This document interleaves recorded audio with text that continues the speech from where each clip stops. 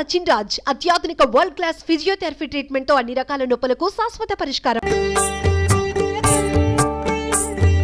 Hi hello welcome to Suman TV. నేను మీ రోషన్. గత వారం రోజుల నుంచి కూడా మనకి స్మార్ట్ ఫోన్ ఉన్న ప్రతి ఒక్కళ్ళు యూట్యూబ్ ఓపెన్ చేయగానే ప్రత్యక్షమయ్యే ఒకే ఒక వీడియో ఎవరిది అంటే మాధవీలత గారిది అనమాట.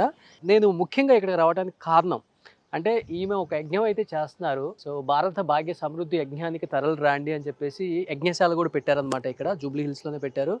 And near by Chandrababu Naidu గారి ఇంటి పక్కనే ఉంది, అండ్ జూబ్లీ చెక్ పోస్ట్ పక్కన. అండ్ మెయిన్ వచ్చేసరికి సనాతన ధర్మం మీద, హైందవ తత్వం మీద తను పోరాడే పద్ధతి చూస్తుంటే నాకు చాలా ముచ్చట అనిపించింది. ఎందుకంటే చాలా పెద్ద ప్రొఫైల్ నుంచి వచ్చారు తను. అండ్ ఉన్నత విద్య చదివారు. అండ్ దేవుడు ఆమెకు కావాల్సిన అన్నీ సమకూర్చారు. కానీ సనాతన ధర్మం మీద, హైందవ సంరక్షణ మీద ఎందుకు ఇంతగా పోరాడుతున్నారు? భారతదేశం అనేది గొప్పగా ఉండాలి, సో అన్ని దేశాల కన్నా ముందు ఉండాలని చెప్పేసి యజ్ఞానికి కూడా పూనుకున్నారు ఆమె. అండ్ ఇలాంటి ఒక వ్యక్తి, అలాంటి ఒక ప్రొఫైల్ ఉన్న ఒక వ్యక్తి ఇంతగా ప్రజల సంక్షేమం కోసం, ముఖ్యంగా భారతదేశ సంక్షేమం కోసం ఎందుకు పోరాడుతున్నారు? అసలు ఆమె ప్రొఫైల్ ఏంటి? ఆమె ఏం చదువుకున్నారు? ఎక్కడి నుంచి వచ్చారు? అండ్ విరించి హాస్పిటల్స్ ఆమెదే అని చెప్పి చాలామంది ఇప్పటికే తెలుసుకున్నారు. కాబట్టి ఎందుకు ఆమె ఈ ధర్మం మీదకి రావాల్సి వచ్చిందో ఒకసారి తన మాటల్లో తెలుసుకుందాం. ఒకసారి ఆ యజ్ఞశాల చూద్దాం అని చెప్పి నేను వచ్చాను. అండ్ చాలామంది కూడా అడిగారు. ఒకసారి లోపలికి వెళ్దాం. అసలుకి యజ్ఞానికి సంబంధించిన విశేషాలు, అండ్ యజ్ఞశాల ఇక్కడ ఎందుకు పెట్టారు, ముఖ్యంగా ఈ యజ్ఞానికి గల కారణాలు ఏంటి, ఒకసారి తన మాటల్లో తెలుసుకుందాం. సో ఇది యజ్ఞశాల కనిపిస్తుంది మీకు. ఒకసారి మాధవి గారిని అడిగి ఇంకా మరిన్ని విశేషాలు ఈ యజ్ఞశాల గురించి, ఎస్పెషల్లీ ఎందుకంటే మనం టూర్స్ చూపించడంలో చాలా ఫేమస్ కాబట్టి చాలామంది అడిగారు తను ఎందుకు యాగం చేస్తున్నారు, అండ్ ఎస్పెషల్లీ ఈ యాగం ప్రత్యేకతలు ఏంటి, తన మాటలో తెలుసుకోమన్నారు. సో ఫస్ట్ ఆఫ్ ఆల్ నమస్కారం అమ్మా. నమస్కారం. సో కొంచెం హ్యాపీ అనిపించింది లోపలికి రాగానే, పాజిటివ్ వైబ్స్. ఎందుకంటే ఎస్పెషల్లీ జూబ్లీ హిల్స్ లో ఉంది ఇది. అవునమ్మా, చాలా తక్కువ మందికి తెలుసు. చెక్ పోస్ట్ పక్కన చంద్రబాబు నాయుడు గారి ఇల్లు కూడా ఉంది. చాలా తక్కువ మందికి తెలుసు. And first of all thank you so much. బయట పెద్ద బోర్డు పెట్టారు, భారతదేశం అనేది చాలా ప్రశాంతంగా ఉండాలి, అభివృద్ధి చెందాలి, మిగతా దేశాలతో పోటీ పడాలని యజ్ఞం చేస్తున్నా అన్నారు. ఏంటమ్మా, ఎందుకు చేయాలనిపించింది? మీరు ఎందుకు పూనుకోవాల్సి వచ్చింది? అంటే దీనికన్నా ముందు మనం 45 రోజుల పాటు సీతారాం బాగ్లో కూడా చేశాను నాన్న. దీన్ని సీతారాం బాగ్లో మంగళహాట్, సీతారాం బాగ్ టెంపుల్లో 45 days చేశాం ఈ మహాయజ్ఞం. దీనికి భారత భాగ్య సమృద్ధి యజ్ఞం అని నామకరణం చేయడం జరిగింది. ఓకే. ఈ యజ్ఞంలో మనం చేస్తున్నవి సహస్రచండీ సహిత అతిరుద్ర కామేశ్వరి యాగం.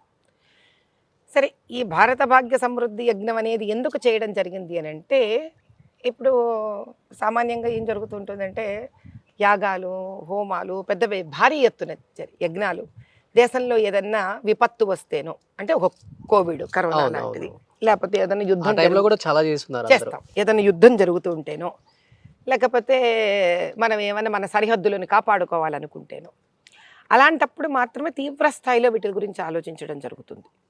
లేదా మామూలుగా మహానుభావులు, ఆర్థికంగా బాగా ఉన్నవాళ్ళు వాళ్ళ రాజకీయ పుష్టి కోసం ఇలాంటివి కూడా చేసుకోవడం జరుగుతుంది. కానీ వైదిక సంప్రదాయం ప్రకారము ఒక యజ్ఞయాగాదులు దేశం ఒక సుభిక్షత కోసం కంటిన్యూస్గా జరుగుతూ ఉండాలి. ఓకే. 365 days. ఎస్, ఇది సనాతన ధర్మంలో ఉన్న ఒక విశేషం.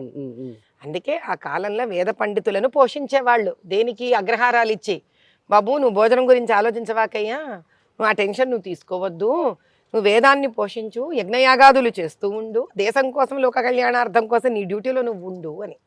అది ఎప్పుడైతే తగ్గిపోయిందో, మీకు పోషణ లేకుండా అయిపోయిందో, అగ్రహారాలు లాంటివి ఇవేమీ లేకుండా పోయేసరికి భుక్తి కోసం వేద పండితులు కానీ, బ్రాహ్మలు కానీ, వేరే ఏతర వ్యక్తుల కోసం చేయించే వాటిల్లో చాలా మటుకు ఉండిపోవడం జరిగింది.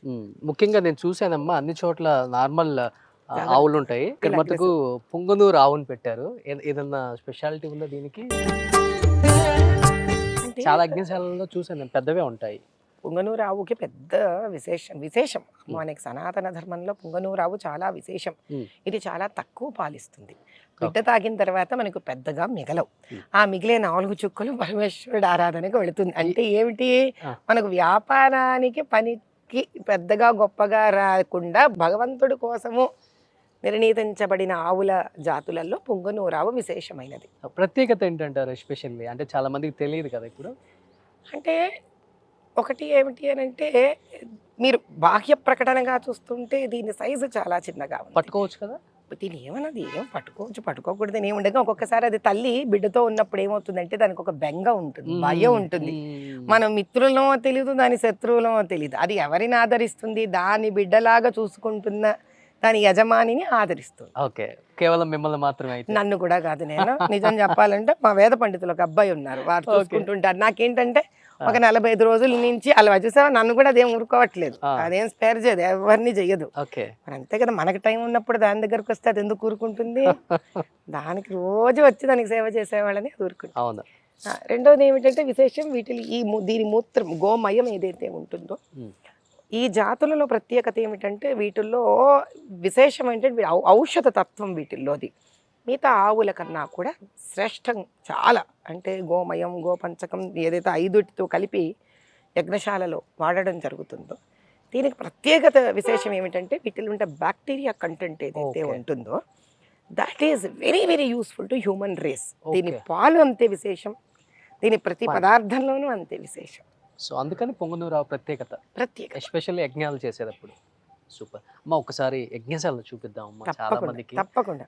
అండ్ దాని ప్రత్యేకతలు ఏంటి?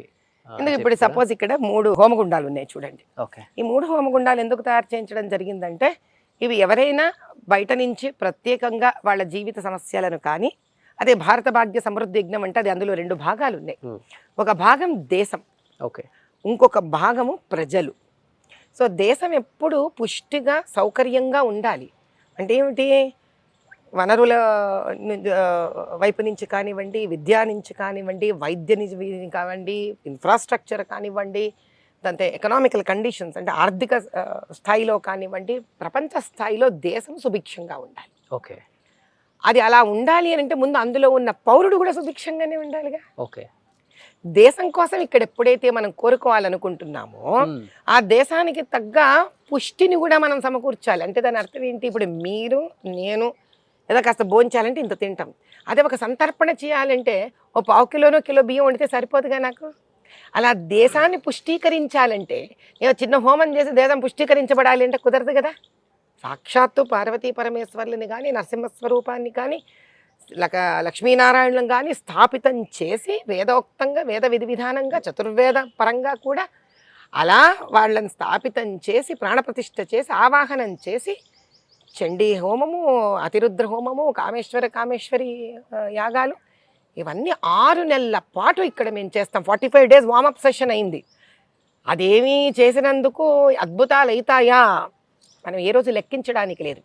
కానీ ఆ 45 days చేసేటప్పుడు ఆ ప్రాంగణంలో నాకు ఒక మళ్ళీ చిన్న సంకల్పం ఏర్పడింది. అమ్మ ఇది వామపు తల్లి, ఏదో రన్నింగ్ రేసో లేకపోతే ఏ షటిల్ బ్యాడ్మింటన్ ఆడే ముందు ఒక వార్మప్ సెషన్ చేసేస్తావు కదా, ఆ రకంగా దేశానికి నువ్వు చేసిన 45 రోజులు కేవలం ఒక వార్మప్ సెషనే నువ్వు మళ్ళీ ఒక 6 నెలల పాటు చేయవలసిందే అన్ని నాకు వచ్చినట్టుగా భావన జరిగి 6 నెలల పాటు సీతారాంబాగ్లో ఒక విడత అయిపోయింది. 2వ విడత అక్కడ కొన్ని ఇబ్బందులు ఎదుర్కోవడం వల్ల ఇంకా నేను ఇబ్బందులతోనే పోరాడనా, దేశం కోసమే కోరుకోనా, అందుకే అనుకున్నాం వద్దులే బాబు జూబ్లీహిల్స్కి వచ్చి. మాధవి గారు చెప్పండి. 18 ఏజ్ నుంచి 80 ఏజ్ వరకు ఒక 10 to 15 days నుంచి డిస్కషన్ మీ గురించి. అబ్బో, ఎందుకంటే ఎవరికైనా కానీ బంజారా హిల్స్ వెళ్తూ ఉంటే లెఫ్ట్ లో గోల్డ్ కలర్ లో ఒక పెద్ద బిల్డింగ్ కనిపిస్తుంది, దాని పేరే విరించి హాస్పిటల్స్. ఆ చైర్పర్సనే మాధవి గారు అనమాట. కొన్ని 100 కోట్ల ఆస్తులు, ఉన్నతమైన విద్య, మంచి కుటుంబం, ఇన్ని ఉన్నప్పటికి కూడా ఎందుకు ఆమె సనాతన ధర్మం గురించి, దేశ సంరక్షణ గురించి, హైందవత్వం గురించి ఇంతగా పోరాడుతున్నారో అర్థం కావట్లేదు అనేది ఒక క్వశ్చన్ మార్క్. ఎందుకంటే ఏమని చెప్తారు మీరు? మనకు ఒక అద్భుతమైన మామిడి తోట ఉంది. ఆ మామిడి తోట సంరక్షించబడాలి అంటే ఏం చేయాలి మనం? మంచిగా వాటర్ పెట్టాలి, ఫెర్టిలైజర్స్ అన్ని ఎరువులు వేయాలి, ఒక మాలీని పెట్టాలి, అవసరమైతే కంచె వేయాలి. ఇవన్నీ సనాతన ధర్మం. మీరు కనుక నా జీవితం ఆల్రెడీ ఒక చక్కటి పండ్లతో కాచి ఉన్న మామిడి చెట్టులా కనుక చూస్తూ ఉంటే, ఉమ్. ఇలాంటి మామిడి చెట్టు 10 మందికి ఉపయోగపడాలి అని అంటే ఫస్ట్ మామిడి చెట్టుకి ఏం రాకూడదు, పొగరు రాకూడదు, కళ్ళు నెత్తికెక్కకూడదు. ఇప్పుడు చాలా మందికి అదే కదా ఉంది. అందుకే సనాతన ధర్మాన్ని పట్టుకొని ఉన్నాను తండ్రి. ఎప్పటి నుంచి, చిన్నప్పటి నుంచి ఇది అలవాట? నాకు అలా ఈ మధ్య కాలంలోనే అన్ని చూసాం జీవితంలో, ఏదో ఒకటి చేయాలి ఈ సమాజం కోసం, ప్రజల కోసం అనిపించిందా మీకు? చాలా చక్కటి ప్రశ్న ఇది. నాకు పెళ్ళికి ముందు కూడా నేను ఎప్పుడూ హైందవ స్త్రీ ధర్మ విధానాన్ని నేను ఉల్లంఘించలేదు. మా నాన్నగారికి ఎలా కావాలో నేను అలాగే పెరిగి పెద్దదాన్ని అయ్యాను పద్ధతులతోనే. ఓకే. వివాహమైన తర్వాత కానీ అప్పుడు విపరీతమైన భక్తి ఉండేది నాకు. కానీ ఎలాంటి భక్తి ఉండేదంటే ఓ భక్త కన్నప్ప లాంటి భక్తి. అంటే ఏమి చెయ్యాలి, ఎలా చెయ్యాలి, విధి విధానాలు పెద్దగా తెలియకపోయినా ఆ పరమేశ్వరుడు అంటే ఒక అపారమైన ప్రేమ. ఓకే. ఆంజనేయ స్వామి దీక్షలు పట్టేసేదాన్ని, 41 రోజు మండల దీక్షలు చేసేసేదాన్ని.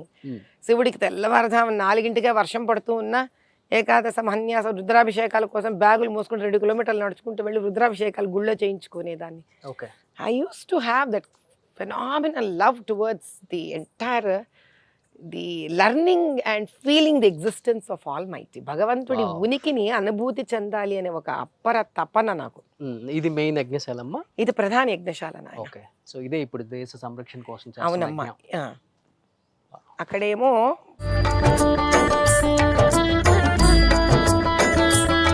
మనుషులు వెళ్ళొచ్చు, ఎవ్వరూ వెళ్ళకూడదు వాళ్ళు తప్ప. నేను ఒక్కదాన్ని కంకణ ధారిణి అయి ఉన్నాను కాబట్టి. ఓకే. ఓకే. ఎందుకంటే ఎగ్జామినేషన్ హాల్ ఉందనుకోండి, దాని డిసిప్లిన్ దానికి ఉంటేనే కదా పిల్లల పరీక్షలు రాసి వచ్చేది. కాబట్టి దీనికి ఒక స్ట్రిక్ట్ డిసిప్లిన్ ఉంటుంది ఈ లోపల యజ్ఞశాల. మనం దీని చుట్టూరా ఎన్ని ప్రదక్షిణాలన్నా వేయొచ్చు. మీకు అక్కడ చూపించాను 3 హోమశాలలు ఉన్నాయి. అవునవునవును. బయట నుంచి వచ్చేవాళ్ళు వాళ్ళ సమస్యలు చెప్పుకోవచ్చు. ఆ సమస్యలు తగ్గ మేము జ్యోతిష్య రీత్యా వేదరీత్యా వాళ్ళకి పరిష్కారాలు చెప్తాము. ఇక్కడ చాలా స్వల్ప ధరలతోనే వాళ్ళకి కావాల్సిన ప్రతి పూజా పునస్కారం, హోమాలు, అభిషేకాలు, అన్ని అర్చనలు అన్ని చేయిస్తాం ఇక్కడ. ఓకే. ఈ దృశ్యాలు రౌండ్ గా పెట్టారు కదమ్మా, దీనికి ఇవి టచ్ చేయొచ్చా, ఇవి టచ్ చేయకూడదా? మీరు ఇది ముడుకోవచ్చు హ్యాపీగా. ఏమండి ఊరికే లోపలికి ఏమిటంటే వాళ్ళు చాలా నిష్టతో చేస్తుంటారు. పొద్దు నుంచి తిండి తినరు, మడి ఆచారాలు ఉంటారు. సో బేసిక్గా మీకు చెప్పాను కదా. కాబట్టి అలా మనిషికి భగవంతుడు ఇచ్చిన వరప్రసాదం ఏదైతే జీవితంలో ఉన్నది మన కళ్ళు నెత్తికెక్కించకుండా దాన్ని ప్రజలకు మళ్ళీ ప్రజల మధ్యలోకి పరమేశ్వరుడు ఇచ్చిన ఒక అనుభవాలను తీసుకొని వెళ్ళాలి అని అంటే ఆ వ్యక్తికి ఏముండాలి? బేసిక్గా వినయము, విధేయత, భక్తి, ప్రజల పట్ల ఒక ప్రేమానురాగాలు ఉండాలి. ఇది ఉండాలి అనంటే అటువంటి వ్యక్తులకు హైందవత్వం మీద ప్రేమ, అభిమానము, సనాతన ధర్మ పట్ల ఒక రెస్పెక్ట్.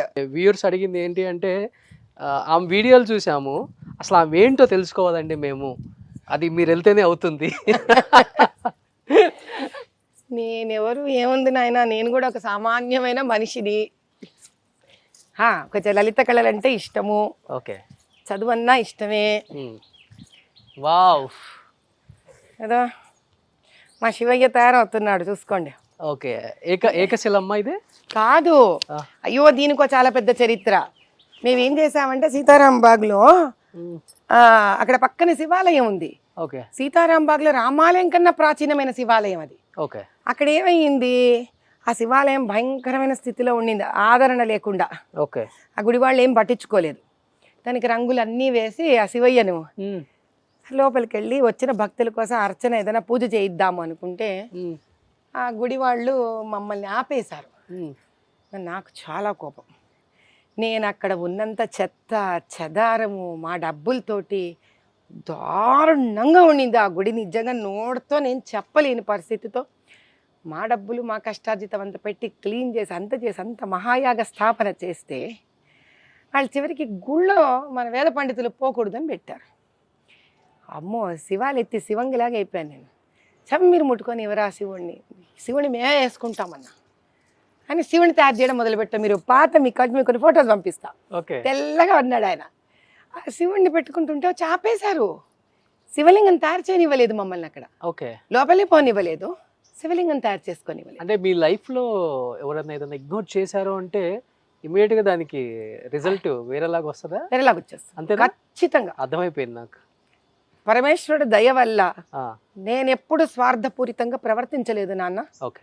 నేను నన్ను కనుక నా సన్మార్గంలో పోతుంటే, నా ధర్మ మార్గంలో పోతుంటే నన్ను కనుక కష్టపెట్టి ఉంటే, ఉమ్, కష్టపెట్టిన వాళ్ళ రిజల్ట్ ఉమ్. అతి త్వరలోనే వాళ్ళ జీవితంలో వచ్చింది. అది ఎంత పెద్ద వాళ్ళైనా సరే. ఓకే, అలా జరిగిందమ్మా ఏదన్నా జీవితంలో? జస్ట్ అడుగుతున్నాను.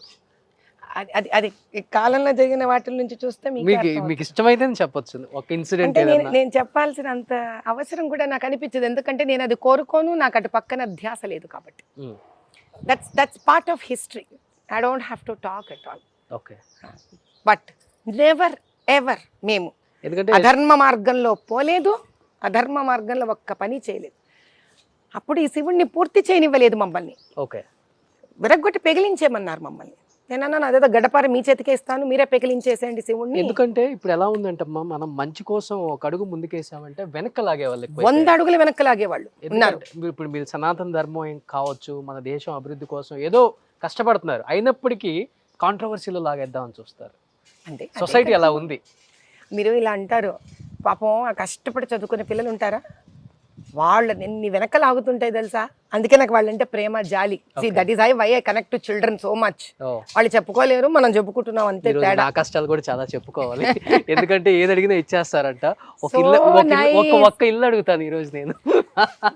అమ్మవారిని అడిగేద్దాం నీకోసం ఒక ఇల్లు ఇవ్వమని. ఏంటి ఇన్ని ఇచ్చే ఆవిడ ఒక ఇల్లు ఇవ్వదా నీకో? అలా ఎలా ఊరుకుంటావు చెప్పు. ప్లీజ్ రండి. అలా ఈ శివుణ్ణి అక్కడికి తెచ్చేసుకున్నాను యజ్ఞశాల నుంచి. చాలా బాగుంది. తెచ్చి ఇక్కడ చక్కగా ఇంకా రేపటి నుంచి అభిషేకాలు జరగడం మొదలు పెడతాయి. ఇంక డైలీ ఒక్కసారన్నా రావాలనిపించే ఒక మంచి ప్లేస్ ఇది. ఇది ఓన్ ల్యాండ్ అమ్మా మీదే? మా సొంత ల్యాండే నాన్న. అంటే ఇట్లాంటి జూబ్లీ హిల్స్ లో చాలా ఉంటాయి, అది వేరే విషయం. ఇది అమ్మవారి కోసం, ప్రజల కోసం, దేశం కోసం ఇలా ఉపయోగపడాలని అదృష్టం నా తలరాత రాసుంటే పరమేశ్వరుడు డెఫినెట్ గా హ్యాపీగా ఇలా ఇలా వాడబడుతుంది ఈ ప్లేస్. 6 నెలల పాటు, అంటే సుమారు మనకి జూన్ 30 వరకు నాకు తెలిసి ఓకే ఈ యాగం జరుగుతూ ఉంటుంది. జూన్ 30 నాన్న, ఓ 6 నెలల పాటు ఇది.